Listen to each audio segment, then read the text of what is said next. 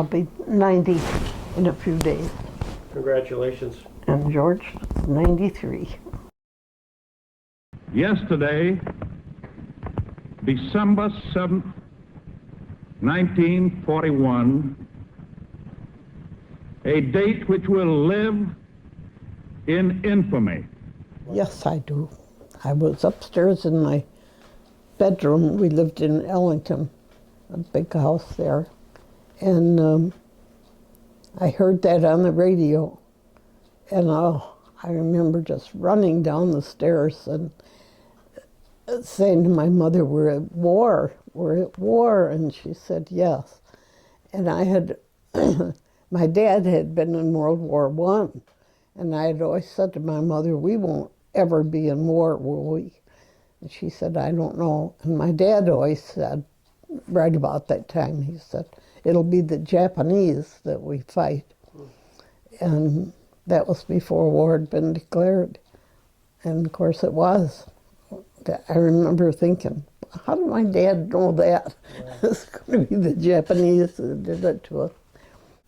We had a big map in the on our dining room wall, almost as big as that window, I think it was, of the world, flat map.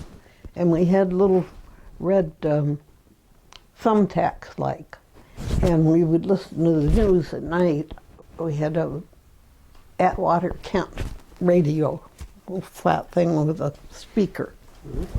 And we could always listen to Boake Carter. Hello, everyone. Boake Carter speaking. Well, Germany, Italy, and Japan have signed an agreement, as we know. The agreement specifies that should any nation not now engaged in the war enter the war in Europe, those three nations will come to the aid of each other. Well, it is obvious that the agreement was aimed chiefly at the United States. Now, why was it aimed at us?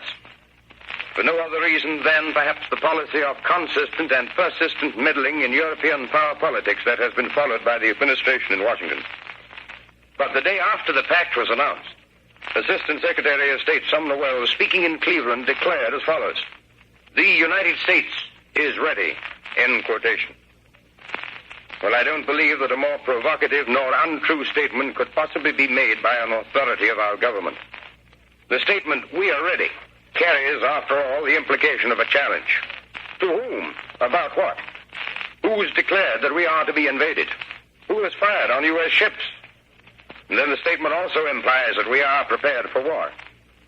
The plain truth of the matter is that we are not prepared to wage war, and we won't be prepared for at least 18 more months. And Wayne went into service, my younger brother, or he was older than I was, no, but younger than Roger, and he went into service when he was 17. And he was in the Navy. He went through a lot and was on a carrier ship. And of course, those carrier ships were not, you know, when they came in to land on those, that was every time they wondered whether it would catch, you know, because it had a cable or something, I think, across it that caught the plane as it landed on the, and so many of them had accidents then. Roger was in England and flew from there in B-17s, and he was the radio man. So he was in that, the B-17s have a little thing down below like, and he was in that, in the plane as the radio man. What happened was they were 10 men supposed to be in the B-17 when they went on the bombing mission. But one boy had broken his arm, and they didn't have anybody to replace him, so they flew with 9 men on the plane that day. And this boy that broke his arm was waiting in England for his plane to come back.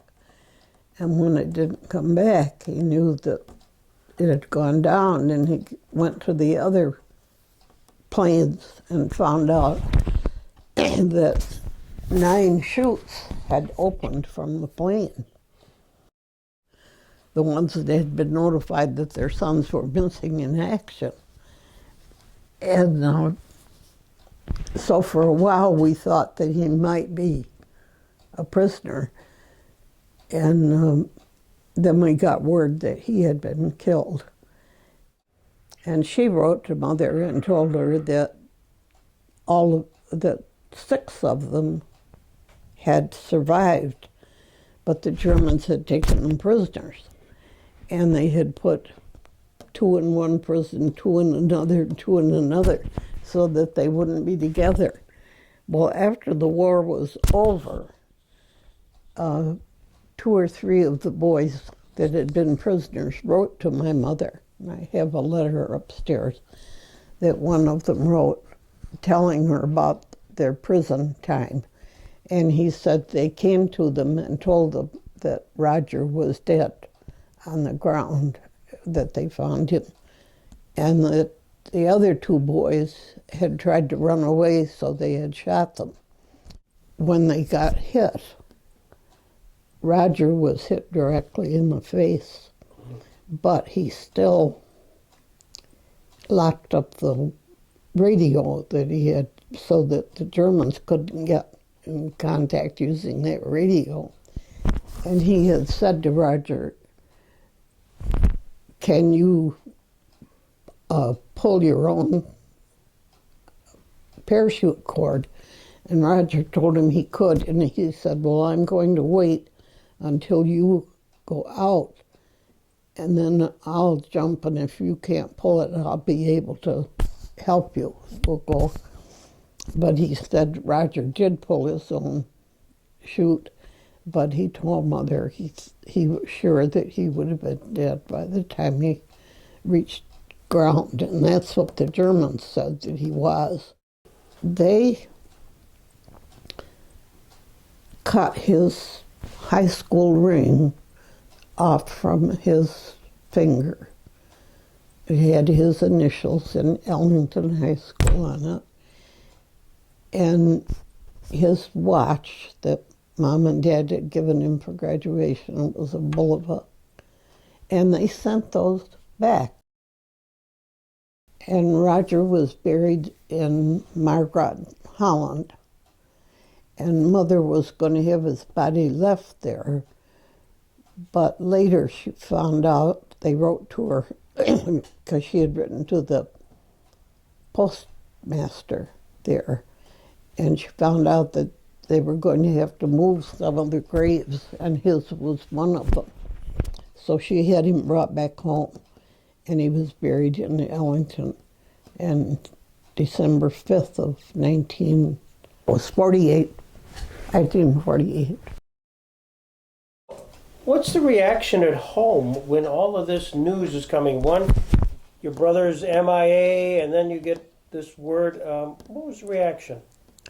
Well, I was at Cornell at the time it happened, and it seems strange now when I talk about it that Mother wrote it to me. Mm-hmm. We didn't call. They didn't have a telephone. And as I, to read that letter and know how my mother was feeling and my dad, and I couldn't, be home with them. I couldn't see them. And it was, but I remember my mother, Roger was a well-liked boy. Everybody liked him. And older women in Eliington liked him. And he was always, he knew everybody. And he had gone to Alfred to college to become a florist. He wanted to have a florist shop. That was the kind of a guy he was. People would say to my mother, "Why is it that always the best one? You lose the best one," or something. And my mother was so hurt by that. She said to them, "Well, it was terrible to lose Roger, but she said if I had, worse than that would have been if I had to choose which one of my children was going to go. She said, that would have been worse than having one of them killed. She said I couldn't have picked one of them. Unusual thing too, there were, I think, 5 or 6 boys from Eliington killed, and 4 of them were on our road. Right up through. Isn't that strange? A little dirt road in Eliington. So we're at the 70th anniversary of the end of World War II. Your husband was part of the Greatest Generation there, actually at the armistice. He was in the location, my gosh. You lost a brother. You had another brother who was in the service. It had an impact on your family. As you know, what's your reflection today on the war, World War II, and its legacy? Well, I feel like World War II had to be fought, and I think I feel differently about the wars we're in today, that I don't, you don't see a beginning and an end to them. We don't even know where we stand in the wars, and they just don't seem to end. And I think with World War II, I didn't feel that way. I felt like with what had happened to what Hitler had done, and with the Jews, the way they had killed them, you just felt with World War II we didn't have a choice of going into war. But the war certainly affected our family. Maybe in some ways good,